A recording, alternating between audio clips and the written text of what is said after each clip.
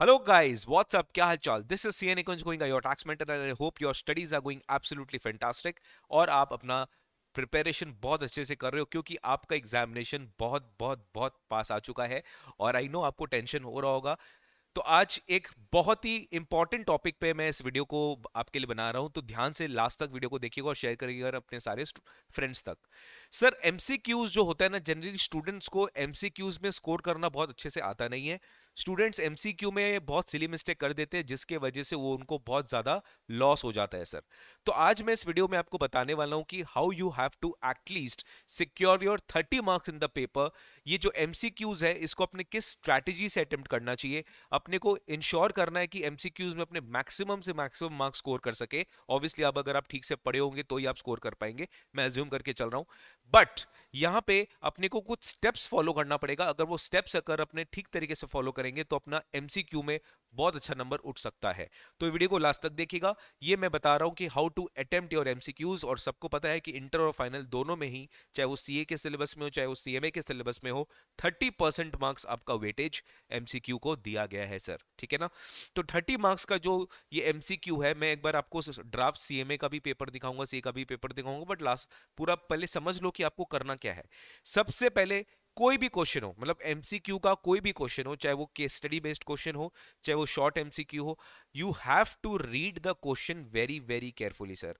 आई know कुछ कुछ बातें हैं जो आपको ऑलरेडी पता है, आई नो कुछ कुछ चीजें हैं जो आपको लग रहा है कि आपको ऑलरेडी पता है, बट एक बार अगर आप ठीक से समझ लोगे तो फिर से आप भूलोगे नहीं, ठीक है ना। तो लास्ट तक सुनिएगा। Read the question very carefully. आपको अपना जो क्वेश्चन है वो बहुत अच्छे से पढ़ना पड़ेगा। अक्सर स्टूडेंट्स ना क्वेश्चन को ठीक से पढ़ नहीं पाते, उनको लगता है एमसीक्यू है, हो जाएगा, अपन से तो हो जाएगा, कोई दिक्कत ही नहीं है। But don't take it lightly. ये सबसे बड़ा मिस्टेक अपने करते हैं कि अपने एमसीक्यू को बहुत लाइटली लेते हैं। एमसीक्यू को कभी भी लाइटली लेने का नहीं है, क्योंकि एमसीक्यू एक ऐसा पार्ट है, या तो आपको फुल मार्क स्कोर कराएगा या तो आपको जीरो स्कोर कराएगा, बीच का कोई इसमें स्टेप मार्किंग मिलता नहीं है। तो read the question very carefully. There will be some trick in the question. Definitely MCQ आपको इजी नहीं आएगा गाइस। एमसीक्यू में ट्रिक रहेगा, कुछ ना कुछ ट्रिक रहेगा। अगर मैं इनकम टैक्स में बोलूं तो टर्नओवर का कुछ लिमिट रहेगा, जीएसटी में टर्नओवर का कुछ लिमिट रहेगा, कोई सेक्शन रहेगा, कुछ ना कुछ एक ट्रिक रहेगा क्वेश्चन में जिसको आपको पहचानना पड़ेगा, and accordingly you have to attempt the question. Don't take the obviously question lightly. पूरे क्वेश्चन को अपने को अच्छे से पढ़ना है। फिर चाहे आपको एक बार लगता है कि नहीं यार ये पूछा है, ये तो अपने को आता ही है, नहीं, शॉर्टकट में जाने का नहीं, आपको प्रॉपर टाइम देना पड़ेगा एमसीक्यू में, तब जाके आप इफेक्टिवली बोल सकते हैं कि मेरा आंसर राइट है। दूसरा सबसे इंपॉर्टेंट, अब अक्सर अपने क्या करते हैं, क्वेश्चन पढ़ लिए, मान लो एग्जाम्पल मैं आपसे एक सवाल पूछ रहा हूं, with in how many days will a person B liable for application for registration. उसको एप्लीकेशन कब फाइल करना है रजिस्ट्रेशन में, टाइम लिमिट 30 डेज है, सबको पता है। आप ऑप्शन देखेंगे कौन सा 30 डेज है, वहां टिक करके आ जाएंगे, ठीक है। ये एक बहुत ही सिंपल सा क्वेश्चन मैंने लिया, बट सारे क्वेश्चन इतने सिंपल नहीं होंगे। हो भी सकता है कि आपको क्वेश्चन का आंसर ठीक से आता हो, बट फिर भी मेरा तो यही एडवाइस रहेगा कि you should read all the options. सारे ऑप्शंस को आपको पढ़ना चाहिए। क्या पता कोई ऑप्शन पढ़ के आपके दिमाग में कुछ क्लिक कर जाए कि ये भी हो सकता है। तो read the options very carefully of the all the questions, whether you know the answer or not. Don't take this lightly. Again मैं बोल रहा हूं, उसको लाइटली मत लीजिएगा। And also don't be over confident. Over confident मत होइएगा कि नहीं मेरे को तो बढ़िया से आता है, मैं तो करके आ जाऊंगा। अक्सर मैं देखता हूँ स्टूडेंट बोल के आता है कि स्टूडेंट सोचता है कि एमसीक्यू तो मेरा बन जाएगा, एमसीक्यू बहुत अच्छे से मैंने कर लिया, but at the end of the day जब उसको मार्क्स पता चलता है तो उसका मार्क्स उतना ज्यादा नहीं आता है। क्यों? क्योंकि he has done some silly mistakes in the MCQs part, और वहां पे उसको मार्क्स नहीं मिला सर, जिसको आइडेंटिफाई भी वो नहीं कर पाता है। So this is done. Next, अक्सर अगर आपको लगता है कि नहीं सर 50-50 चांसेस है, या तो ऑप्शन ए होगा या तो ऑप्शन सी होगा, लेकिन यहां तक पहुंचने के लिए you should do try to eliminate the options. Eliminate करिए। जैसे मान लीजिए आपको लग रहा है कि चार में से मेरे को कंफ्यूजन है कि मेरे को कौन सा ऑप्शन सही है, मेरे को ए भी लग रहा है, बी भी लग रहा है, डी भी लग रहा है, तो उल्टा चलिए, which you think will not be the answer. If you can eliminate, जैसे होता है ना जब केबीसी में आप देखते हो तो वहां पर आपको दिखता है कि नहीं यार ऑप्शन सी तो नहीं होगा, ऑप्शन ए बी डी में सोचते हैं, फिर आप ये देखते हो यार डी तो नहीं होगा, डी तो ऐसा सिचुएशन में होता है, उसको भी एलिमिनेट करते हैं। तो एलिमिनेशन वाला ऑप्शन वाला जो प्रिंसिपल है वो भी बहुत कभी कभी वर्क करता है। Try to eliminate the options where try to eliminate the options where you are confuse, specially in theory and non practical. देखो प्रैक्टिकल वाले जो सिचुएशंस में वहां तो आपको एक प्रॉपर मेथड से आंसर निकालना पड़ेगा और वो आंसर आपका वहां टैली करेगा तो आप टिक करके आ जाओगे, नहीं करेगा मतलब आपने अपने सोल्यूशन में कुछ मिस्टेक किया है।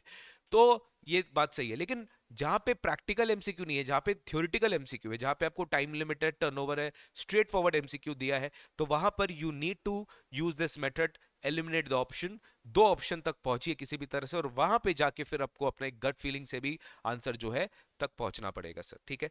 केस स्टडी बेस्ड एमसीक्यूज में हम लोग किस तरीके से हमें case study based MCQ solve करना चाहिए, हालांकि सीएमए स्टूडेंट्स के लिए इंटर लेवल पे केस स्टडी बेस्ड एमसीक्यू नहीं है, फाइनल लेवल पे थोड़ा सा एमसीक्यू का जो लेवल है वो बढ़ जाता है, बट हाँ सीए इंटर स्टूडेंट्स के लिए केस स्टडी बेस्ड एमसीक्यू है, तो मैं सबके लिए बात कर रहा हूं, तो ये वीडियो सब लोग सुनना।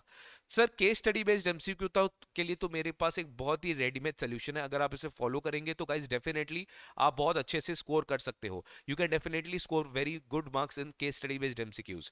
केस स्टडी बेस्ड एमसीक्यू में क्या होता है, सबसे पहले आपके पास एक केस होता है, क्या होता है आपके पास एक केस होता है, केस स्टडी रहता है, केस स्टडी बहुत बड़ा रहता है, उसके बाद क्वेश्चंस रहते हैं 1 2 3 4 5 6 बहुत सारे जो है वो आपके क्वेश्चंस रहते हैं, ठीक है।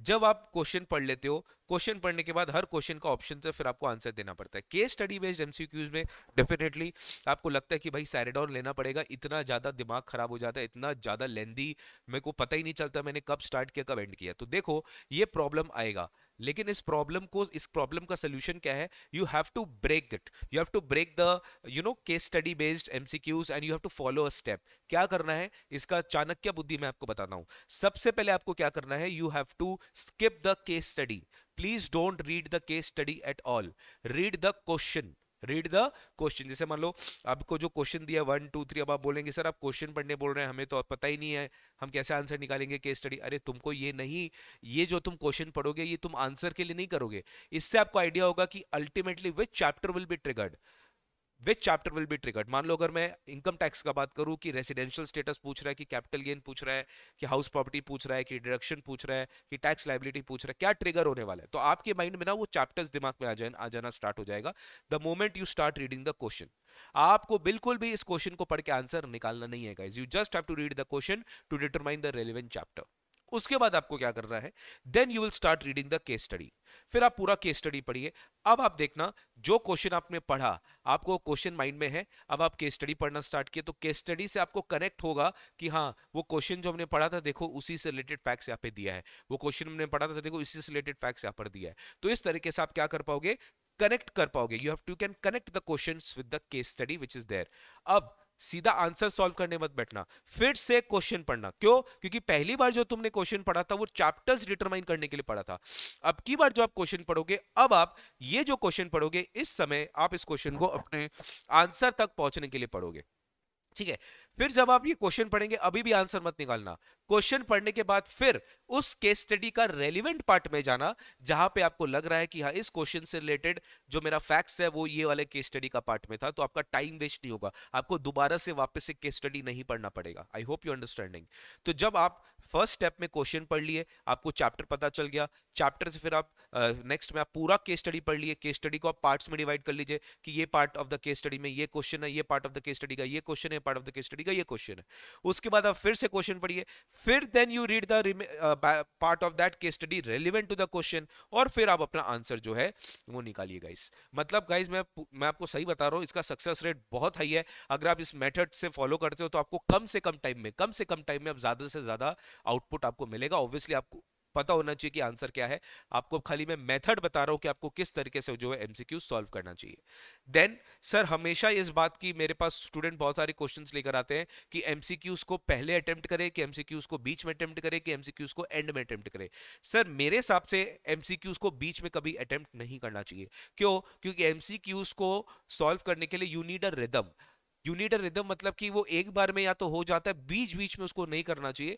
इससे क्या होता है कि आप आउट ऑफ फोकस हो सकते हो, either you do at the beginning or you do at the end. अगर आपको लग रहा है कि नहीं मेरे को तो पहले एमसीक्यूज पार्ट खत्म कर लेना है, लेकिन काफी बार ये भी होता है कि एमसीक्यूज में ना टाइम लगता है। लेट मी टेल यू, आप लोगों को लगता होगा कि एमसीक्यू फटाफट हो जाएगा, नहीं गाइस, इतना ईजी क्वेश्चंस एमसीक्यूज आपके एग्जाम में नहीं आएंगे, आपको थोड़ा सा जो है सोचना पड़ेगा, आपको मल्टीपल चैप्टर्स लेवल पे दिमाग में दिखाने पड़ेंगे, उसके बाद ही वो चीज आपके माइंड में जो आएगा और फिर आप उसको आंसर कर पाओगे। तो you need some time, but I think given the effort involve in and given the marks involve in, I think अगर मैं आपकी जगह होता तो मैं एमसीक्यू सबसे पहले करता, मैं आपकी जगह। हाउएवर इट्स योर विश, ऐसा कोई गोल्डन रूल नहीं है कि आपको पहले करना है एंड में करना है, आपको जब कंफर्टेबल लगे आप तब कर लेना। 3 घंटे के अंदर अंदर करना है पेपर, वह 100 मार्क्स का है, 70 मार्क्स का डिस्क्रिप्टिव, 30 मार्क्स का एमसीक्यू। अब आपको डिसाइड करना है कि आपको कैसे करना है।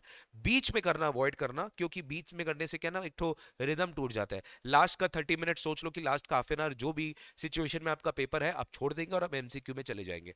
Half an hour I think is sufficient, 30 to 35 minutes I think is more than sufficient for MCQs. हाँ, मैक्सिमम 45 मिनट्स, उससे ज्यादा मत दीजिएगा एमसीक्यूज में, क्योंकि उससे ज्यादा आप करेंगे तो आप ओवर थिंक करेंगे, ठीक है। अच्छा, नेगेटिव मार्क नहीं है तो आप प्लीज ऐसा मत करना कि यार मेरा तो जो भी है करके आ जाना, कुछ भी छोड़ के मत आना एमसीक्यू में, ठीक है। और एमसीक्यू में कुछ भी छोड़ के मत आना। अब मैं आपको दिखाता हूं इस बार का सीएमए का जो MQP आया है, model question paper, that is for June 24 term, ठीक है। मॉडल क्वेश्चन पेपर, इसको मैं सॉल्व करवाऊंगा अलग से, don't worry. Model question paper for June 24 term under new syllabus. अब देखो इसमें 15 एमसीक्यूज है, 2 मार्क्स ईच है। आपको आंसर्स जो है, आपको एमसीक्यू में कभी भी करेक्ट जो है उसका रीजनिंग नहीं देना पड़ेगा, ठीक है। आपको इसमें रीजनिंग नहीं देना पड़ेगा। तो देखो यहाँ पर मैं दिखा रहा हूं आपको। अब जैसे इस तरह के क्वेश्चन है, आपको यहाँ पे टोटल इनकम पूछ रहा है, तो टोटल इनकम है, प्रैक्टिकल की स्टडी है, पूरा प्रॉपर क्वेश्चन पढ़ो। Individual has loss under the head property 2,50,000, तो यहाँ पे आपको सेट ऑफ वाला पार्ट याद आ जाना चाहिए।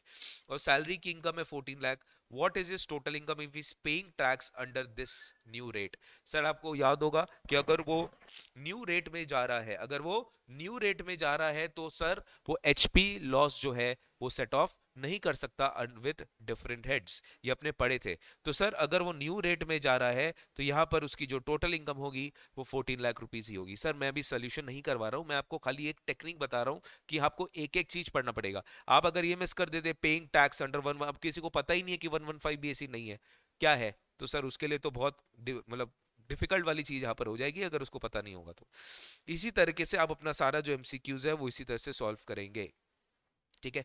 आपको मैं दिखाता हूं कि जून 23 में भी इसी तरह से सवाल आया था, ठीक है। ऑल्दो यहाँ पे true false fill in the blanks अब नहीं आता गाइस, अब दिसंबर 23 से उसका पैटर्न चेंज हो गया है न्यू सिलेबस में, बट एमसीक्यूज जो आता है वो इसी तरह से आता है, ठीक है। Indian company would be what, ठीक है। तो आपको सारे ऑप्शंस पढ़ने हैं, you have to read all the options, किसी भी ऑप्शंस को छोड़िएगा मत गाइस, किसी भी ऑप्शन को छोड़िएगा मत, आपको सारे ऑप्शंस पढ़ने पड़ेंगे, you have to read all the options, ठीक है। यही मेरा कंक्लूजन है, सारे ऑप्शंस को पढ़िएगा, कोई भी ऑप्शन को आप एलिमिनेट मत करेगा किसी भी तरह से। Income from asset transfer to spouse, again देखिए सारा ऑप्शंस पढ़ना है, ऑप्शन पढ़ने के बाद फिर जो आपको करेक्ट दिमाग में आ रहा है उसको आप अटेम्प्ट कर दीजिएगा सर, ठीक है। तो ये कुछ टिप्स था मेरे ओर से कि अगर आप ये सब कुछ फॉलो करेंगे तो डेफिनेटली आपकी जो 30 मार्क्स है वो सिक्योर हो जाएगी। और हम आप लोग के लिए कमिंग वीक से बहुत सारे एमसीक्यू सेशंस लेकर आएंगे जिसके लिए आपके लिए बहुत बेनिफिट होगा, आप बहुत सारे डीटीआईडीटी में जो क्वेश्चंस है वो प्रैक्टिस कर पाओगे sir. That's it for the day, thank you so much, take care, God bless you, see you very soon in the next video. अच्छा एक चीज और बता देता हूं कि हमारा जीएसटी का जो मैराथन है, आईडीटी का जो मैराथन है for inter and final students, वो 20th को होने वाला है, ठीक है ना, वो 20th अप्रैल को होने वाला है, तो जरूर से मिस मत करना। 20th April 11 AM to 5 PM YouTube live पर होगा। आप हमारे सेंटर पे, कोलकाता सेंटर शामली गार्डन में भी आके एक लाइव मैराथन कर सकते हो। अगर आप आएंगे तो जरूर हमें एक बार इन्फॉर्म कर देना, तो हम आपके लिए नेसेसरी जो सिस्टम है रेडी रखेंगे, ठीक है। That's it for the day guys, thank you so much, take care, God bless you, bye bye.